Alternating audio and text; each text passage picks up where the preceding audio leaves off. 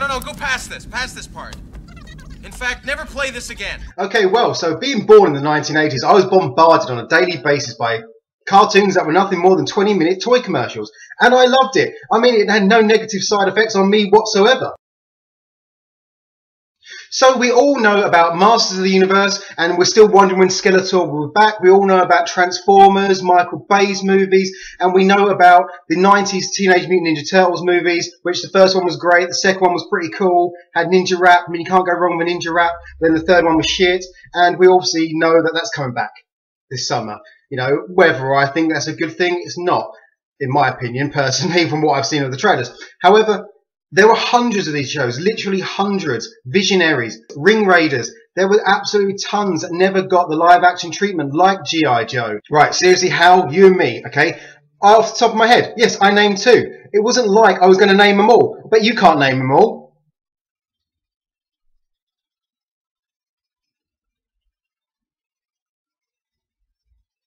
Oh, fuck you, Hal. So today we're going to look at my top 6 ones I hope, my cherished childhood 80s cartoons that I want to see a rebooted live action movie in the next few years.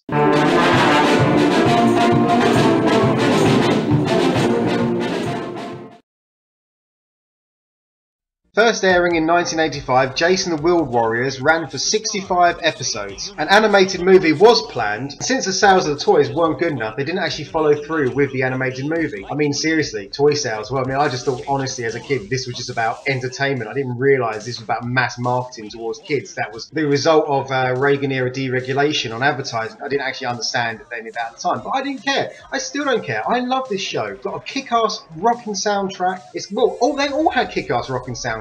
Now, I always had a little thought in my head of who I actually wanted to see in a live-action movie. I thought this show would be perfect for B-movie actors like Doug McClure as Sawboss, Bruce Campbell as Herc Stormsailor. It would have been fantastic to see someone like William Shatner play Gillian, the Wizard, Mentor. It would have been great, and 100% without a doubt, hands down, I would have cast Keanu Reeves as Jace. I mean, it would be absolutely, that would have blown my mind as a kid to see all those actors together in one film. Imagine watching this show and then seeing a live action movie with all of the phenomenal practical effects, stop motion effects, the great puppetry, animatronics by someone like Stan Winston. And it's this potential that puts it at my number 6 spot. And with modern CGI, this show is perfect for a reboot.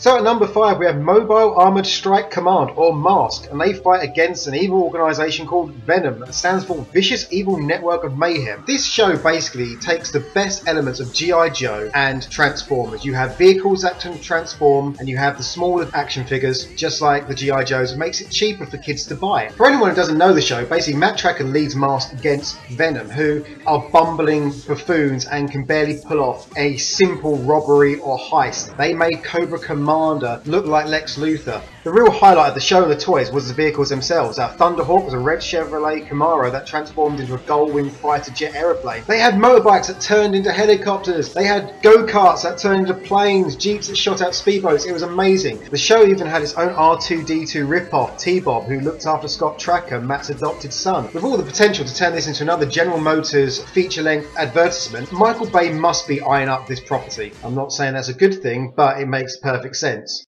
At number 4 we have probably one of the most forgotten about of all the 80s cartoons. I have endless people come up to me going, oh, do you remember that show about, you know, these guys that have stuff that clip onto them and they say Power Extreme? I'm like, yeah, Centurions. And people look at me like I'm this wise wizard, like I'm the source of all knowledge of the 1980s, just because I remember this show was called Centurions. The show focuses around Doc Terror, an evil cyborg who wants to take over the world, and he has to be stopped by Max Ray, brilliant sea operations commander, Jake Rockwell, rugged land operations specialist, and Ace McCloud, daring air operations expert. Oh my god, this show was incredible as a kid to watch. I can imagine kids saying Power Extreme and then gluing bits of Airfix kit to themselves to make themselves look like they had the power suits. And in the place of an R2-D2 ripoff, they had an orangutan. With films like Edge of Tomorrow on release and last year's Elysium, now is the time to make this. And I really do think that Neil Blomkamp, this is your 80s franchise.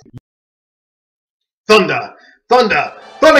Oh, snap, snap! Now, by now, you're probably wondering, why is this number 3? Considering I started the episode wearing a Thundercats t-shirt. The only reason this is number 3 is because it's obvious it needs to be made. I was going to give this the number 1 spot until I thought, yes, but this is the one that everyone knows should be turned into a live-action movie in the next few years. This is the one that's been the most overlooked. It should have been done in the 80s with the same kind of budget as a Return of the Jedi with all the same effects, but it wasn't. A Thundercats reboot has Guillermo del Toro written all over it. He would be the best director, especially mainly for bringing Mum-Ra to life. Can you imagine seeing Del Toro's style with cinematography brought to Thundercats and seeing the transformation of Mum-Ra and the Black Pyramid, ancient spirits of evil transform this decayed form to Mum-Ra, the ever-living, from Del Toro, the guy who did Pan's Labyrinth? Oh, come on! You know how good that would be. And I'm probably going to say, I reckon Andy Serkis as Mum-Ra. I honestly think as Mum-Ra most of the time, you'd have to kind of CGI. You can't just paint a big muscle guy blue anymore and get away with that in a movie. Or maybe Tom Hiddleston. And let's just say Chris Hemsworth as Lino. Fuck it, let's just cast the Thundercats movie purely from Avengers actors.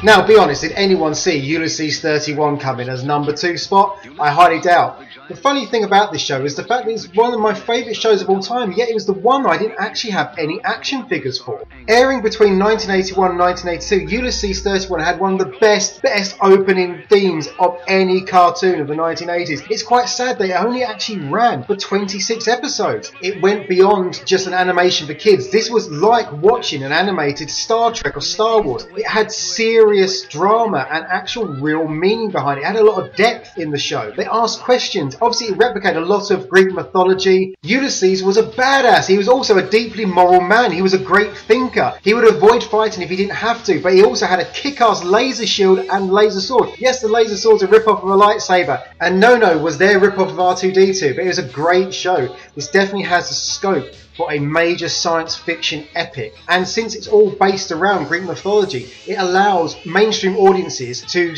connect to it and understand what's going on and relate to the storylines, because they're myths, they know them inside and out. This is definitely one 80s cartoon that I would love to see Zack Snyder actually direct. With the design and the visuals and the scope that he brought to Man of Steel, I think Ulysses 31 would be perfect for him.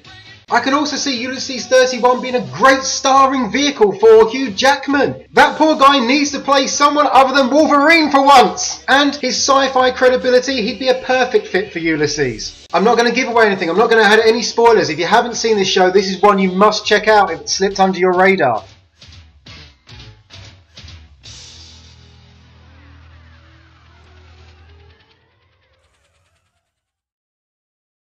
Now, after seeing the rest of the list, was there ever any doubt that this was going to be number 1? I know there was a live-action movie of Dungeons & Dragons, but that was not a live-action movie of the cartoon, so it doesn't count. And the fact that this never finished, the fact that we're watching a journey of these characters for so long, and they never aired the final episode. I have heard and seen online that the actual original cast got together to turn the script from the final episode into a radio show. And I haven't been able to track that down now, so if you do find it, please let me know where I can get my hands on it, because it was one of the most disappointing things ever not to be able to finish this show. It would have been the equivalent of them not airing the last episode of Reaper and leaving me so disappointed. Oh wait, they did air the last episode of fucking Reaper and they left it on a cliffhanger and didn't give me a second season, you fucking bastards. So anyway, Dungeons & Dragons, that's my number 1 80s cartoon that has to be made into a live action movie in the next few years. Without a doubt, Peter Jackson, come on, you got no more Lord of the Rings books to do.